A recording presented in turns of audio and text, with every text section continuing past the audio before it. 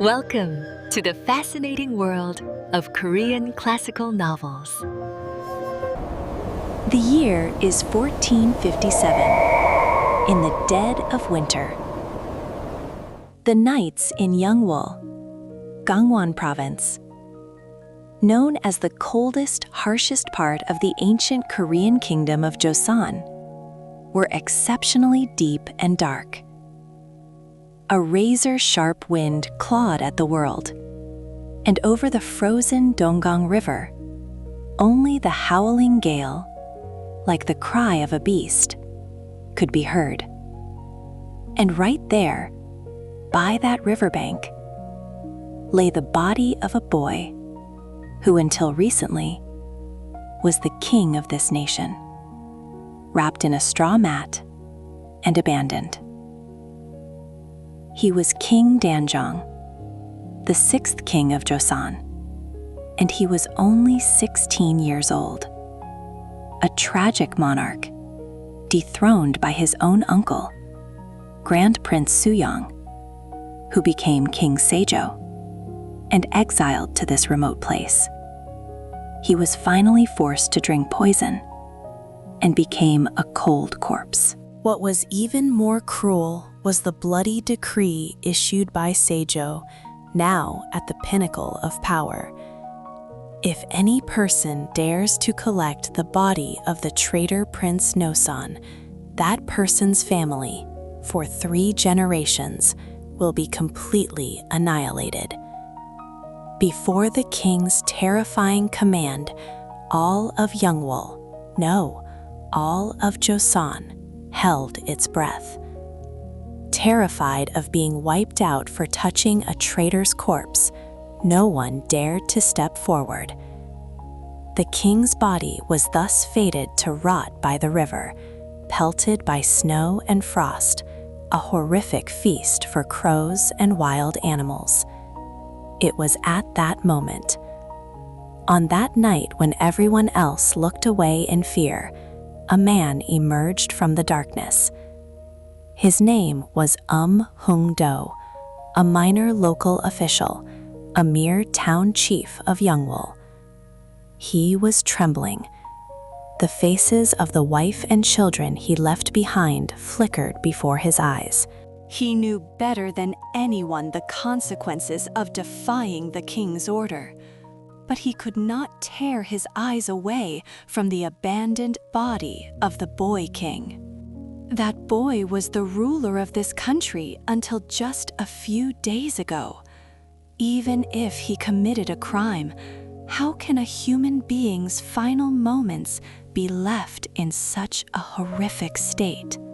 This is not the way of a human. A great conflict raged within Eom Heung-do's heart. The command of power versus a human's conscience. One choice meant the survival of his family, the other, the salvation of his soul. He tossed and turned all night, tormented. When he opened the door, the chilling night air seemed to carry King Sejo's furious voice. But in that same instant, he pictured the young king's final moments, shivering alone in the bitter wind. Finally, he made his decision. Under the cover of darkness, he quietly called his sons. What I am about to do is a dangerous act that could lead to the extermination of our family. But I must do it. Should we not fear heaven? This is our duty as human beings. Eom Heung-do and his sons shouldered a traditional A-frame carrier and melted into the pitch-black night. The snowstorm grew fiercer, blinding them.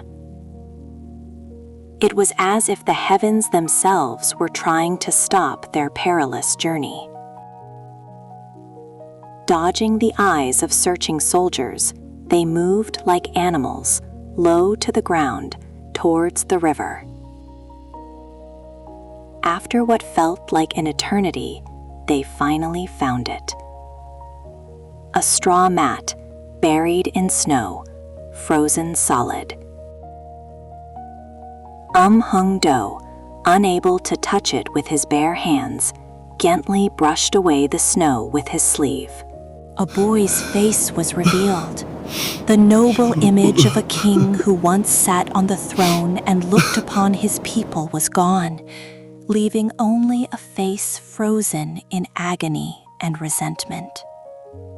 Without realizing it, Eom Heung-do fell to his knees and wept.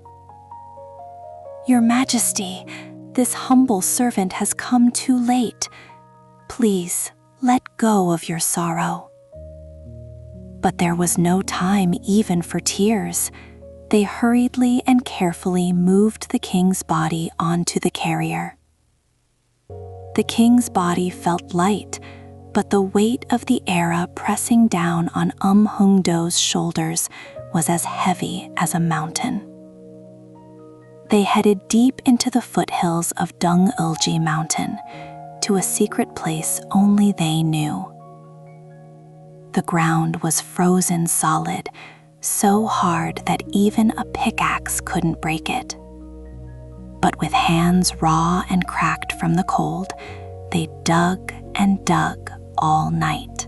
At last, a small grave was made, and Eom Heung-do bowed with reverence. It was a humble grave, with no funeral rites, no tombstone, but it was the greatest symbol of dignity that one man could offer another. After finishing the burial, Eom Heung-do immediately fled Yeongwol with his family. He changed his name, hid his identity, and vanished forever into the back pages of history. He sought no reward for what he had done and told no one. He had simply fulfilled his duty as a human being and his final loyalty as a subject. Time passed, and the cruel era of King Sejo came to an end. After hundreds of years, King Danjong was finally posthumously restored to his rightful status as a king, not a tragic prince.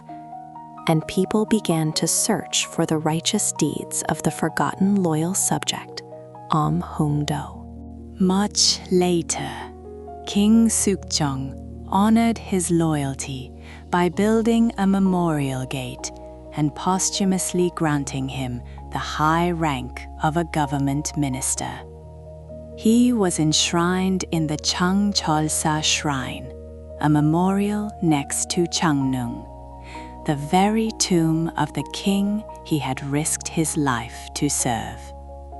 The story of Eom Heung-do shows us how the conviction and courage of one ordinary individual can create a great legacy, especially when everyone else is silenced by the cruel command of absolute power.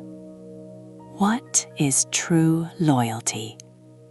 Perhaps it is not blind obedience to a ruler, but the courage to uphold human decency in the face of injustice.